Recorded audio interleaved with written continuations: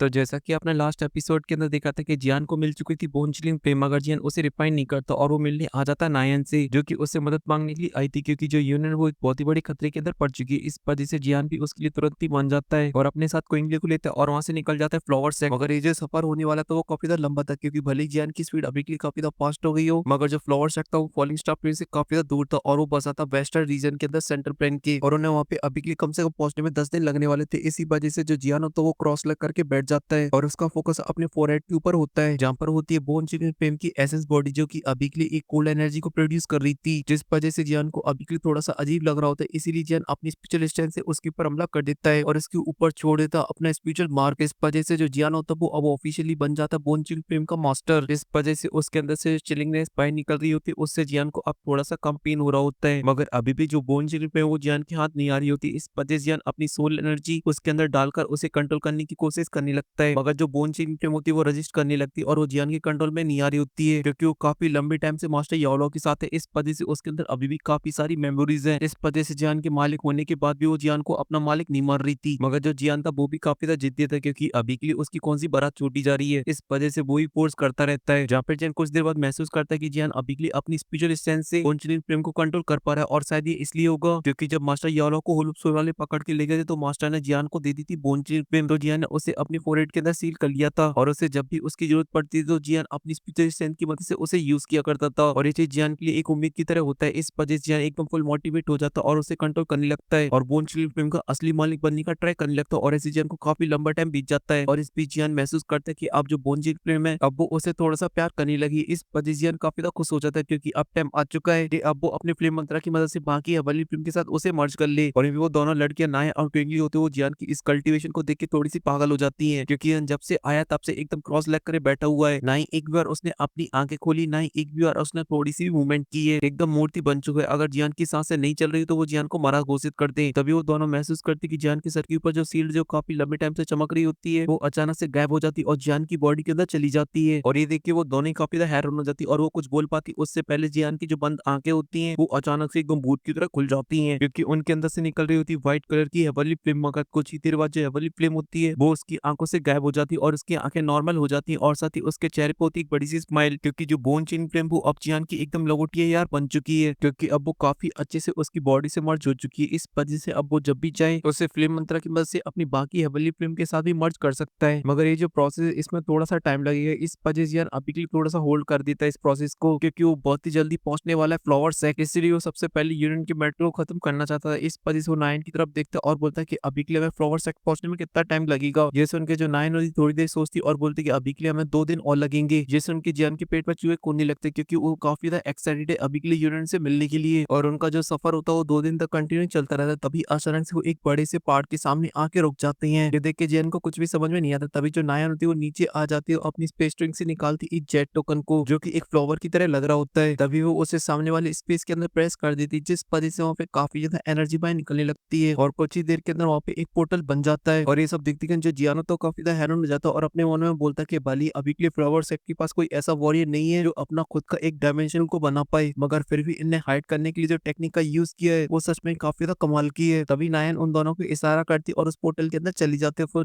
दोनों भी उसका पीछा करते करते उस पोर्टल के अंदर चले जाते हैं, और वो दोनों जैसी पोर्टल की दूसरी तरफ अपना कदम रखते तो एकदम से हैरान हो जाते हैं, क्योंकि उनको वहाँ पे काफी सारी स्मेलें आने लगती है फ्लावरों की, जो कि जियान के सीधा सर पे असर कर रही होती है। तभी जो जियान होता है गहरी सांस लेता है, जिस वजह उससे काफी सारे फ्लावर की स्मेल आती है, और साथ ही वो ये भी महसूस करता है कि यहाँ पे काफी ज्यादा प्योर नेचुरल एनर्जी है। और फिर वो तीनों आसमान में चले जाते हैं, जिसके बाद जियान चारों तरफ देखता है, जिसे देखकर वो एकदम से हैरान हो जाता है, क्योंकि वहाँ पे काफी सारे बड़े बड़े पहाड़ होते हैं, मगर सभी पहाड़ के ऊपर काफी सारे फ्लावर लगे हुए थे। इस वजह से वो जगह देखने में काफी ज्यादा सुंदर लग रही थी, एकदम जन्नत की तरह। ये सब देख के तो क्विंगली भी काफी ज्यादा खुश हो जाती और बोलती है जगह तो बहुत ही ज्यादा प्यारी है, मुझे यहीं पे रहना है। मगर यहीं पे जो जियान होता है वो एकदम चतुर बुद्धि होता है, इस वजह से वो अपने दिमाग के घोड़े दौड़ाता है और बोलता है कि ये फ्लावर नहीं, ये एक फॉर्मेशन को ही बना रहे हैं, क्योंकि मैं फ्लावर के अंदर से स्मेल को सेंस कर ही रहा हूँ, साथ ही मैं एक एनर्जी को भी सेंस कर पा रहा हूँ जो कि काफी स्ट्रॉन्ग है। और ये सुन के जो नायन होती है वो भी हमेशा लाती और बोलती है कि तुमने बिल्कुल सही बोला, ये सभी फ्लावर एक स्पेशल तरह की सील्ड को बनाते जो कि फ्लावर सेक्टर को प्रोटेक्ट करती है। अगर कोई बॉडी इसके अंदर एंटर कर जाता है तो ये फ्लावर उसके दिमाग को भटका देंगे और वो काफी लंबे टाइम तक यहीं पे फिरता रहेगा और वो भूल जाएगा अपनी सारी दुनियादारी को और यहीं पे घूमता रह जाएगा बस, जब तक उसे कोई फ्लावर सेक्टर एल्डर रेस्क्यू नहीं करता तब तक। ये सभी बातें सुन के जो जियानो तो वो हमें नोट करता और फिर एक गहरी सांस लेता और बोलता है मैं अभी के लिए जितना फ्लावरों के बारे में जानता हूँ तो मेरे अकॉर्डिंग ये एक्सटी फ्लावर होना चाहिए, जिनका मिलना बहुत ही ज्यादा रेयर होता है। जैसे उनके जो नायन होती है, इसके चेहरे पे एक स्माइल आ जाती है और बोलते कि तुमने अभी के लिए ये बात तो बिल्कुल सही बोली है, मगर यहाँ पर और भी काफी सारे फ्लावर हैं जो कि एक्सटी फ्लावर के इफेक्ट को और भी स्ट्रॉन्ग बना देते हैं। और ऐसी उन लोगों की बातें चल ही रही होती तभी उन्हें एक घंटे की आवाज सुनाई देती है। देख के नायन समझ जाती है और बोलती है अभी के लिए हम लोग को जल्दी चलना चाहिए, क्योंकि जो मैच है वो बहुत ही जल्दी शुरू होने वाला है। और साथ ही तुम दोनों बहुत ही ध्यान से मुझे फॉलो करना, अगर तुम थोड़े से आड़े टेढ़े चले गए तो फिर तुम यहीं पे गोल गोल रानी कितना कितना पानी खिलते रह जाओगे, यहाँ से तुम्हारा बाहर निकलना बहुत ही ज्यादा मुश्किल है। क्योंकि दोनों हमें नोट करते और फिर जो नायन होती है फ्लावर के समुद्र के अंदर एंटर कर जाती है और फिर वो गोल गोल रानी कितना कितना पानी करके जाने लगती है, क्योंकि वो सीधी सीधी नहीं उड़ती, वो आड़ी टेढ़ी उड़ रही होती है। उन दोनों के पास भी कोई दूसरा ऑप्शन नहीं होता, वो भी कभी लेफ्ट तो कभी राइट करके उड़ने लगते। और फिर सीन कट होके आ जाता है एक बड़ी सी पहाड़ का, जहाँ पर अभी के लिए काफी सारी छोटी छोटी बिल्डिंगें बनी होती हैं, मगर जो खूबसूरती होती है उनमें एकदम चार चांद लगा रही होती है। वहाँ पे खड़ी हुई डिसेबल और एल्डर, क्योंकि वो सभी की सभी होती प्यारी प्यारी सी कन्याएं, और वो सभी देख रही होती है अभी के लिए सामने, जहाँ पर होता है एक बहुत ही बड़ी सी बैटल अरीना, जिसके सेंटर में अभी के लिए एक आदमी और एक औरत खड़ी होती है। जहाँ में जो औरत थी वो तो देखने में काफी ज्यादा सुंदर लग रही होती है, मगर जो आदमी था वो अभी के लिए ऐसा काम कर रहा था जैसे कि दूध में मक्खी गिर रही हो, चारों तरफ कन्या कन्या, ये पता नहीं कहां से टपक पड़ा। और जो उसके साइड में लड़की खड़ी हुई थी वो एकदम टोटल पटोला लग रही होती ऊपर से नीचे देखने में, मगर उसके चेहरे के जो हाव होते उन्हें देखकर ऐसे लग रहा था कि एक नंबर की खड़ूस है। और ये जैसे ही वो घंटा बज जाता तभी उस लड़की की चेहरे पे की स्मेल आ जाती और वो जोर से चिल्लाती बोलती है ये अभी के लिए जो टाइम है वो खत्म हो चुका है, इस वजह से अब तुम्हें अपने आप को रिवील करना चाहिए। और इतना बोलती कि आसमान में एक पोर्टल खुलता है और इसके अंदर से निकलती एकदम टोटल पटोला बीटीटीएच की प्यारी सुशील सी कन्या, जिसकी सुंदरता के सामने वहाँ पे खड़ी जितनी भी औरतें होती है वो सभी की सभी फीकी पड़ जाती हैं। उसकी ब्यूटी के सामने वहाँ पे कोई भी नहीं टिक पा रहा होता है। और जब उस फिगर को फॉलिंग स्टार की डिसेबल देखती हैं तो वो भी एकदम फुल फोकस के साथ उसे देखने लगती हैं, क्योंकि अब जो मामला है वो होने वाला थोड़ा सा खूंखार। चाहे फिर वो लड़की सामने खड़ी एकदम परी की तरह क्यों ना लग रही हो, मगर वो अभी के लिए एक बहुत ही बड़ी मुसीबत के अंदर है। और ये बात की जाए उस लड़की के एक्सप्रेशन की तो उसके चेहरे पे कोई भी हाव नहीं होते हैं। उसे देखकर अभी के लिए ऐसा लग रहा था कि उसे दुनियादारी से कोई मतलब ही नहीं है, उसे बस शांति से अपनी लाइफ को बिताना, और वो लड़की कोई और नहीं, वो है हमारी प्यारी दुलारी यूनियन। और जो सभी डिसेबल होती वो आपस में बातें करने लगती और बोलती ग्रैनी हुआ ने अभी के लिए यूनियन को फ्लोर सेक्टर लीडर क्यों बनाना चाहती थी वो उसके ऑरे से पता चल रहा है, मगर अभी के लिए उसके सामने जो खड़ी वो हमारी एक्टिव चीफ है, जिसका ऑरा अभी के लिए प्यारी यूनियन से भी काफी ज्यादा स्ट्रॉन्ग है। और वहीं पे उस खड़ूसी बंदी का बंदा जब यूनियन को देखता तो उसके मुंह से भी लाट टपकने लगती है, क्योंकि उसे ऐसा लगता था कि उसकी जो बंदी वो सबसे ज्यादा सुंदर है, मगर जब उसके सामने आई असली ब्यूटी तो उसके मुंह से भी लाट टपकने लगती है। उसे पता चलता कि असली सुंदरता किसे कहते हैं, क्योंकि ये ऊपर से नीचे तक एकदम टोटल पटोला, वही प्यार की मूर्त। और बात उसकी खड़ूस बंदी को ही पता चल जाती है, इस वजह से वो गुस्से से आग बबूला होने लगती है, क्योंकि अभी के लिए सारी लाइमलाइट वो अभी के लिए यूनियन को मिल रही है, वो यहाँ पे बस ऐसी दिखाई दे रही है जैसे कोई विलन हो। और इसी वजह से वो यूनियन से जलने बुझने लगती है और वो गुस्से से बोलती है मुझे तो अभी के लिए ऐसा लगा था कि यूनियन तुम्हें यहाँ पे भटकोगी भी नहीं। जैसे उनकी यूनियन बोलती एक्टिव अभी के लिए मुझे फ्लोर सेक्टर लीडर बनने में कोई भी इंटरेस्ट नहीं है, तो फिर क्यों आप अभी के लिए मेरे हाथों के पीछे पड़ी हो। जैसे उनकी एक्टिव चीफ बोलती अगर तुम शांति से यहाँ पे रहना चाहती हो फिर तुम्हारे लिए एक ही ऑप्शन है, चुपचाप से अभी के लिए ग्रैनी हुआ की जो देखी वो मेरे हवाले कर दो, मैं तुम्हें यहाँ से शांति से जाने दूंगी, वरना तो तुम्हें इसकी हैवी पनिशमेंट मिलेगी, क्योंकि तुम बहुत ही ज्यादा चतुर हो। जब तुम यहाँ पे आई थी तो तुम बहुत ही ज्यादा मासूम लग रही थी, इस वजह तुम्हें दया खा के हम लोगों ने यहाँ पे रख लिया, और फिर उसके बाद तुमने जाके सीधा हमारी ग्रैनी हुआ को अपनी जाल के अंदर फंसा के फ्लोर की लीडर बनना चाहती थी। जैसे उनके जो यूनियन होती है वो थोड़ी सी गुस्से में आ जाती और बोलती कि मैं ऐसा बिल्कुल भी नहीं चाहती थी, अगर मुझे पता होता कि फॉरेन स्टार की चीफ ग्रैनी हुआ है तो मैं उन्हें कभी भी रेस्क्यू नहीं करती। और रही बात उनकी दुईकी की तो उन्होंने खुद मेरी बॉडी के अंदर डाली थी, मुझे तो अभी के लिए कोई भी इंटरेस्ट नहीं है उनकी दुईकी के अंदर। अगर तुम्हें ये चाहिए तो तुम्हें ये आके चेक कर सकती हो, अगर आप प्रेम पूर्वक इसे निकाल सकते हो तो फिर ये तुम्हारी, मुझे ये भी नहीं चाहिए। जैसे उनकी जो औरत होती है गुस्से से आग बबूला होने लगती और बोलती है सच में तुम बहुत ही ज्यादा चतुर हो, मगर तुम चिंता मत करो, इसे मैं अपनी स्टाइल में ले लूंगी। और फिर अपने बंदे की तरफ देखती जो कि अभी के लिए यूनियन को देखे जा रहा होता है, ऐसा लग रहा था कि आंखों से सारा काम कर डालेगा। ये देख के उसकी बंदी को काफी ज्यादा जलन होती और वो बोलती है क्या हुआ, तुम अभी के लिए मेरे साथ मिलकर इसके ऊपर अटैक करो। और फिर यूनियन को देखती और बोलती है तुम्हारे पास अभी के लिए ओल्ड चीफ की इनहेरिटेंस है, इस वजह से तुम्हें अभी के लिए हम दोनों से फाइट करने में ज्यादा प्रॉब्लम नहीं होनी चाहिए, क्योंकि तुम्हें अभी के लिए फ्लावर सेट के इस रूल्स के बारे में तो पता ही होगा, फिर कोई भी कभी किसी को चैलेंज करता तो वो अपने कंपेनियन के साथ फाइट कर सकता है। इसी वजह से अगर तुम्हारा कोई कंपेनियन है तो तुम उसे बुला सकती हो, मुझे कोई दिक्कत परेशानी की बात नहीं है, कि तुम बाद में ये मत बोलना कि हम लोगों ने तुम्हें बुली किया। ये सुन के वहाँ पे खड़ी हुई जितने भी लोग थे सभी लोग इसको गालियां देने लगते हैं अपने मनी मन में, क्योंकि अभी के लिए ऑलरेडी काफी ज्यादा पावरफुल है यूनियन से, मगर फिर भी अपने बॉयफ्रेंड का साथ ले रही है अकेले यूनियन से फाइट करने में। मगर वहीं पे खड़ी जो यूनियन होती है उसकी चेहरे पे की स्मेल आ जाती और बोलती एक्टिव चीफ अभी के लिए आप फालतू की बकवास करना बंद करे, आप सीधा हमला करे मेरे ऊपर, मुझे कोई प्रॉब्लम नहीं है। ये सुन के वो हमला कर पाती उससे पहले आसमान से आती एक बहुत ही पावरफुल एनर्जी, और इसी एनर्जी के बीच में एक बंदा होता जो कि थंडर में लिपटा हुआ बहुत ही फास्ट तरीके से चमकता हुआ यूनियन के पास आके सीधा लैंड करता और उसके हाथ को पकड़ लेता है। ये देखे जो यूनियन के गाल होते हुए एकदम लाल टमाटर की तरह हो जाते हैं, जो बाकी के लोग होते हुए एकदम से हैरान हो जाते हैं आखिर कौन आ गया भाई साहब जिसने यूनियन का हाथ पकड़ लिया है। तभी जो जियाना तो यूनियन की तरफ देखता और बोलता कि प्यारी यूनियन अभी के लिए मुझे माफ कर देना, मुझे आने में थोड़ी सी देरी हो गई। अभी सुन के वहाँ पे जितनी फ्लोर के एल्डर और डिसेबल तो वो अविदा हैरान हो जाते जाते हैं और वो बस एक दूसरे को ताड़े जा रहे थे। और ये पे जो यूनियन होती है वो तो शर्म के मारे पानी पानी हो रही थी, मगर उसका जो दिल था वो अभी के लिए काफी ज्यादा खुश था। मगर वो अपनी खुशी को अपने दिल के अंदर ही रखती और जियान से बोलती है, जियान तुम अभी के लिए पागल वागल हो गए, तुम यहाँ पे क्या कर रहे हो। ये सुन के जो जियान होता है वो ऊपर से नीचे तक पहले यूनियन को ताड़ता और बोलता है, तुम्हें क्या ऐसा लग रहा है तुम मुसीबत के अंदर होगी, मैं नहीं आऊंगा पागल छोरी। और ये पे जैसी वर्ड उसके कानों में पड़ते वो समझ जाती कि अभी के लिए इन सभी चीजों में जो हाथ है वो सारा का सारा नायान का है। तभी उसका ध्यान जाता है अपने हाथ के ऊपर जहाँ पर जियान ने अभी के लिए उसके हाथ को पकड़ रखा होता है। ये देख के वो तुरंत ही अपने हाथ को छुड़ा लेती है और उसके अभी के लिए जो गाल होते हैं वो एकदम लाल टमाटर बड़े मजेदार वाले बन चुके होते हैं, क्योंकि वो अभी के लिए एकदम शर्म से पानी पानी हो चुकी थी मियां। मगर तभी वो जियान से बोलती कि जियान ये फ्लावर सेक्ट है, तुम्हें ऐसे यहाँ पे मुंह उठा के नहीं घुस सकती हो। ये सुन के जो जियान तो बोलता है, ओए छोरी तो ना पता मैं कुत्ती बड़ी तोप हूँ, वरना तुम्हें अभी के लिए मुझसे छुपते छुपते काफी लंबा टाइम हो चुका है, अभी भी तुम्हारा नहीं मन भरा। ये सुन के जो यूनियन होती है वो शर्माती हुई बोलती है, अभी के लिए कौन छुप रहा है तुमसे, किसने बोला ये तुमसे। और ऐसी उन दोनों के बीच में बातें चली रही होती तभी जो एक्टिव चीज होती है वो गुस्से से आबूला हो जाती और बोलती है, कौन है बे तू जो बीच में भट्टे में टांग अड़ा रही है, आखिर तुम्हारी इतनी हिम्मत कैसे होगी तुम्हारे फ्लावर सेक्ट में ऐसे घुसाई, कौन हो तुम, जल्दी से अपना नाम बताओ। क्योंकि उसे अभी के लिए इस बात का थोड़ा बहुत तो आइडिया लग चुका था, ये जो बंदा आया है वो अभी के लिए यूनियन की मदद करने के लिए आया है, इस वजह से इसे थोड़ा सा यहाँ से भगाना ही सही रहेगा। अभी जो जियान होता है उस बंदी की तरफ देखता और बोलता है, मैं उस प्यारी यूनियन का बॉयफ्रेंड एके